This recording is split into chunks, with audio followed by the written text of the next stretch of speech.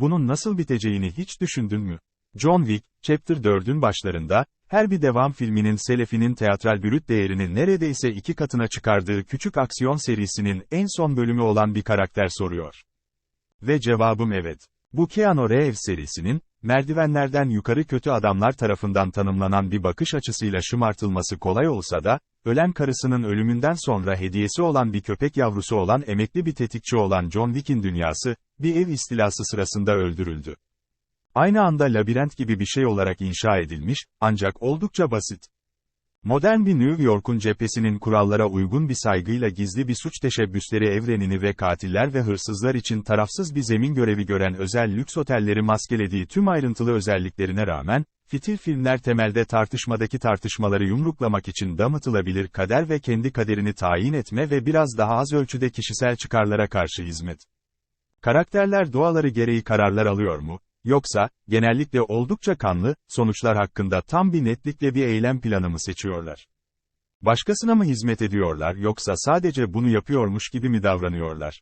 Bu karmaşık soruların ağır doğası, genel tematik kazançları ve haklı olarak tahakkuk eden franchise şerefiyesinin yanı sıra, tahmin edilebileceği gibi coşkulu resepsiyonunun en azından bir ölçüsünü hesaba katan, artı boyutlu bir ilişki, 169 dakikada, olan bu genişleyen devam filminde nihayet bir kafaya geliyor.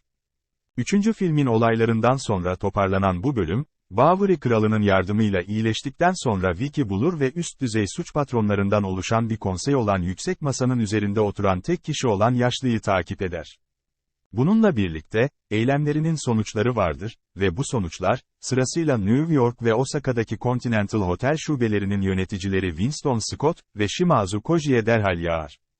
Vick, yüksek masanın kıdemli bir üyesi olan Marquis Vincent de Gramont tarafından gönderilen suikastçılarla başa çıkarken, kendisine Bay Hiç Kimse diyen gizemli ve bağımsız fikirli bir izleyiciyle de kendini kilit altında bulur. Ceset sayısı elbette yığılıyor. Ancak Vick'e sonunda Winston'un ona istediğini iddia ettiği şey için bir şans vereceğine işaret ettiği bir geçici çözüm sunuluyor. Kesin bir çıkış yolu, aracılı bir ateşkes.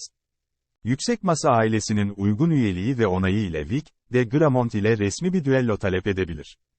Bu seçim, Vick'i eski bir arkadaşa ve akıl hocasına karşı bir yola sokar, kör suikastçı Kane, Donnie Yen, hoş bir franchise ilavesi, o kadar da karmaşık olmayan nedenlerle Yüksek Masa'ya bakan.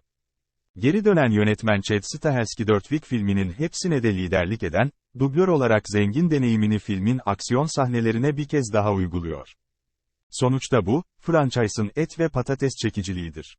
Stahelski'nin titiz koreografi anlayışı, belki de en çok, birden fazla odadaki kargaşayı inceleyerek, yukarıdan çekilmiş uzun bir tek çekim sekansında sergileniyor. Serinin ve özellikle de devam filmlerinin gücünün bir kısmı, her zaman biçiminin ve içeriğinin evliliği olmuştur. Fitil dönerken acımasız, kanlı hayata geçen şık, doygun, bazen neon tonlu modern tabloların tasarımı, düşman sürüsü. Oscar adayı Dan Lostsen, son 3 filmin görüntü yönetmeni, ile tekrar çalışan Stahelski, biraz karışık bir çanta hazırlıyor. Vick'in Alman Yüksek Masa üyesi Killa, dövüş sanatları oyuncusu Scott Adkins, onu Colin Farrell'in Oswald Cobblepot'u için bir stand-in gibi gösteren şişman bir takım elbiseyle, ile boğuştuğu bir kulüp sahnesi, orijinal filmden başka bir kulüp dizisini hatırlıyor. Ancak daha az ilgi çekici etki.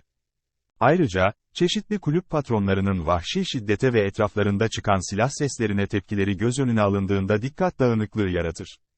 Çok daha iyisi, Kane, Koji, Vick ve diğerlerini içeren, birincisinin bir bıçağın hem darbeleri hem de itmeleri için rakipler kurmak için yaratıcı bir şekilde hareket dedektörleri ve yankı konumu kullandığı erken bir Osaka dizisidir. Ancak en unutulmaz anlar filme geç gelir. Vick bir gün doğumu düellosuna hazırlanırken, başına bir ödül toplamak isteyen haydut orduları tarafından kuşatılır ve şehir sokaklarında Paris'in görünüşte yarısı ile savaşmak zorundadır. Temelde Frogger, birleşik bir çatışma ve yoğun göğüs göğüse dövüş sahnesi olarak yeniden tasarlandı. Daha sonra, Park Chan-wook'un Oldboy koridor dövüşünü bir yokuşta yeniden canlandıran bir sahnede Vick, uzun, açık bir beton merdiven yoluna yumruk atıp ateş etmek zorunda kalır. Buradaki çeşitli kazançlar, filmin izleyiciyi memnun eden en büyük parçaları arasında. Bir aktör olarak Reeves biraz Rorschach testidir, bazılarının alay ettiği veya söylediği, diğerlerinin ödül bulduğu şey. Çok azı, zarafet ve kaba vahşetin zorlayıcı bir karışımı olan fitil filmlerine getirdiği büyüleyici fiziksellikle makul bir şekilde ilgilenebilir.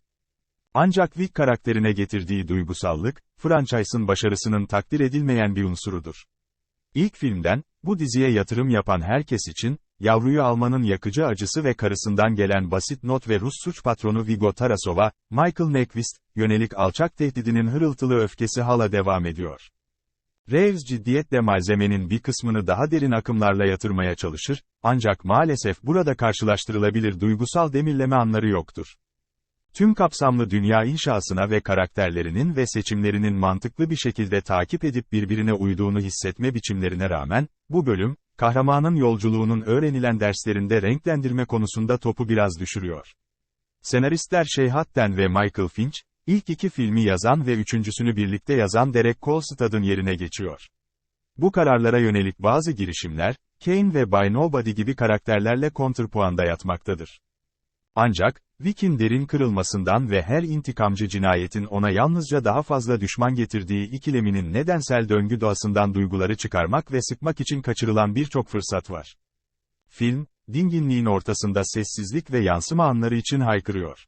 Film yapımcıları buna Bay Kimse'nin köpeğiyle değinmeye çalışıyorlar. Ancak Winston ve Bowery King ile mezar taşı işaretleri hakkında bir konuşma, örneğin, sakarca çıkıyor.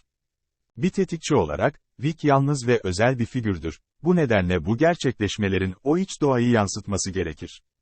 Neden bir papatya ya da Wick'in kaybını ve boşluğunu ve belki de bu yoğun duygularla değişen ilişkisini vurgulayan yol boyunca görülen diğer küçük anlar ya da işaretler olmasın? Porsiyon büyüklüğündeki kutuyu kesinlikle kontrol etse de, John Wick, Bölüm 4, yalnızca orgiyastik eylem fazlalığının kötü veya akılsız bir şekilde saklanması değildir. Ancak, hikaye düzeyinde bu kadar açık bir şekilde yapmayı amaçladığı şeyde de tamamen başarılı değildir. Aksine, film, birden fazla ustaya başarılı bir şekilde hizmet etmenin doğasında var olan zorlukları göstermektedir. Sonunda, belki de bu, geniş ve samimi arasında uzun süredir duran eğlenceli ve biraz olası olmayan bir dizi olan John Wick franchise için uygundur.